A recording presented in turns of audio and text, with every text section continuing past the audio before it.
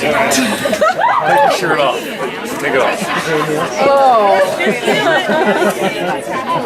It's great. You notice I remember that. Okay, so I don't usually work from notes, but I've spoken at a few weddings. He's so popular. Not all of them were considered sanctioned, but an open mic is an open mic. Anyway, I've never, when speaking at a wedding, I've never felt regret for the things I've said. I've always felt regret later for the things that I didn't say. So as a promise to you, tonight is going to be different.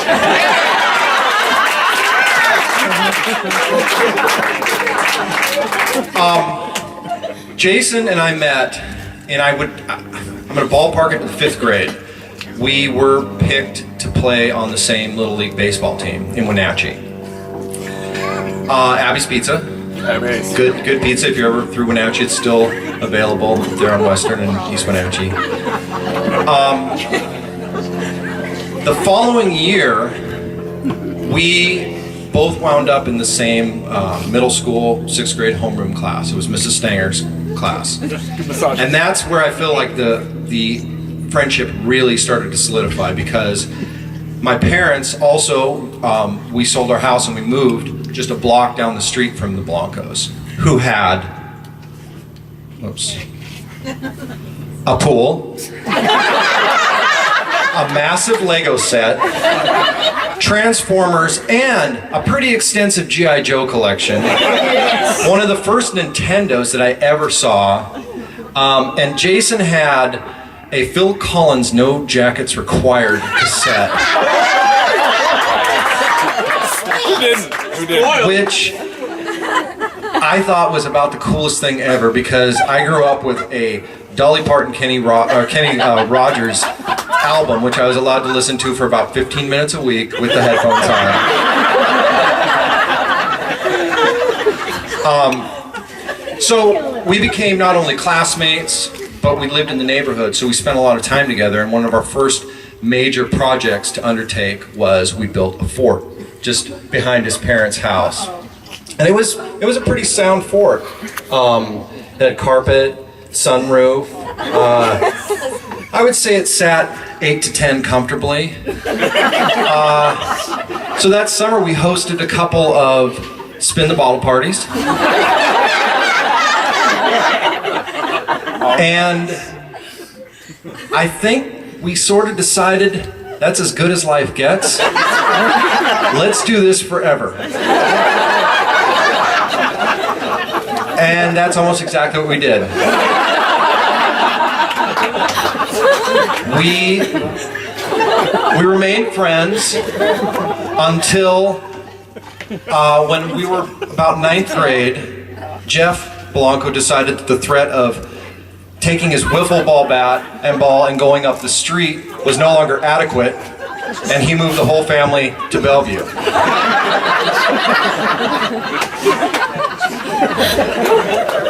So Jason and I kept, and I would say very loose touch through the remainder of high school, and realistically losing touch through just, random circumstances. Ended up both at Western. There's a lot of Western alum here tonight, so give it up, Vikings. Jason and I were both, I think, sort of redefining ourselves at Western.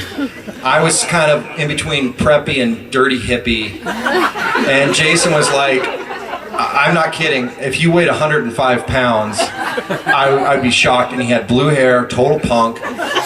We did on occasion get together, but then I transferred to UW. Go Dogs, yeah. And again, lost touch.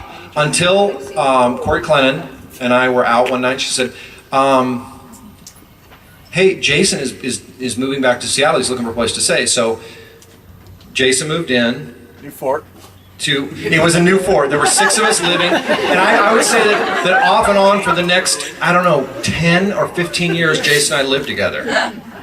If we didn't buy a house together. Well, hold on, I gotta get my... Gotta catch up. I might too. So the next logical step was we bought a house together. And if this story seems at all familiar, when Washington passed its domestic partnership law, and I'm not kidding. Any kids? We sat there on the couch and we said, "Are there any tax benefits?" And I think we figured that it wasn't worth really investigating because it was going to be a lot of paperwork and we weren't that into it. But whatever, it was those early 2000 real estate, era where you bought a house, you put in a couple of recessed lights, you turned around and you sold it for 60% profit, and you were rich. So we put together our 2-year plan. Some people that laugh are actually they're on the inside joke. Our 2-year plan was to remodel this place, sell it, and move on. And I would say about 7 years into that,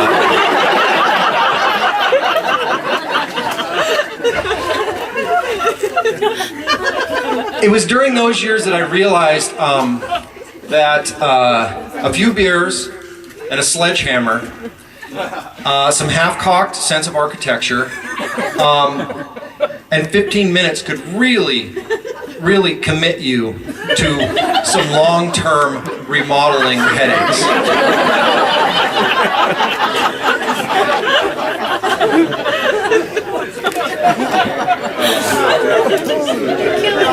So we sort of continued on at our leisurely pace, which is why I was sort of interject something here, that Kim and Jason's house now is so amazing, such a beautiful place for a wedding.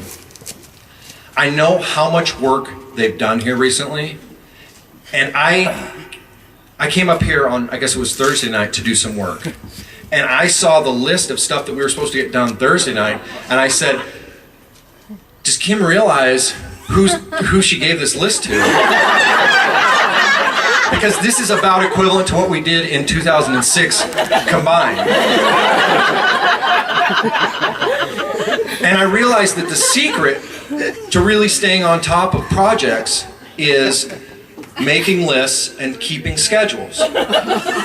Unfortunately, in our tenure, the closest we ever came to that was when Jason hung up a full-size desk calendar on the wall with a couple of 10-penny Brightbox nails, which we never got anything accomplished except I added to my to-do list, repair holes in wall where Jason put the nails.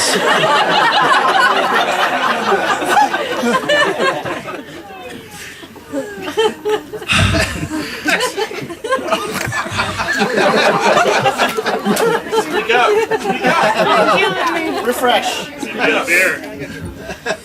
At some point between years 6 and 9, and it's a little hazy, but I was out of the country for work. And when I came back, Jason told me that he'd met a girl.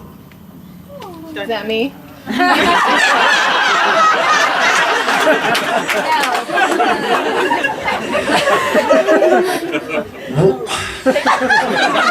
What I said when I left, Jason was driving a Honda Civic.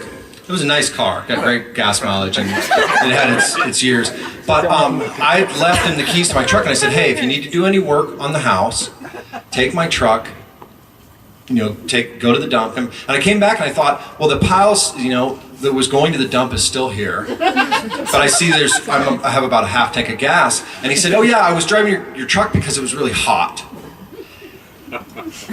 And he said, you see where we're going here? No, I don't.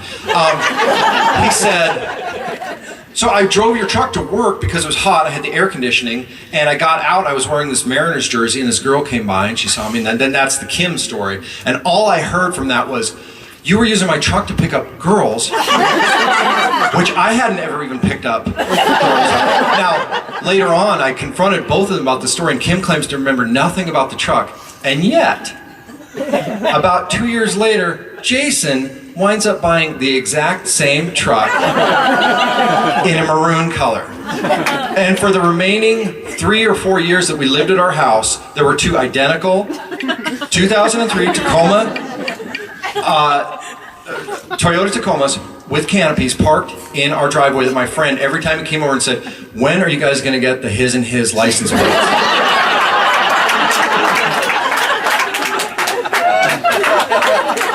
Okay, now I have to just go to my big list because I didn't. Okay. Now I remember what I remember what I was going to say, and this is more sincere.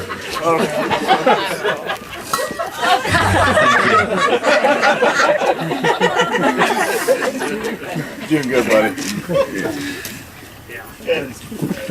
Shortly after Jason and I eventually sold that house, Kim and Jason bought this house, and I came up. Of course, I'm sure most of you know the story that when they took possession of the house, Jason proposed to Kim. It's a terribly romantic story.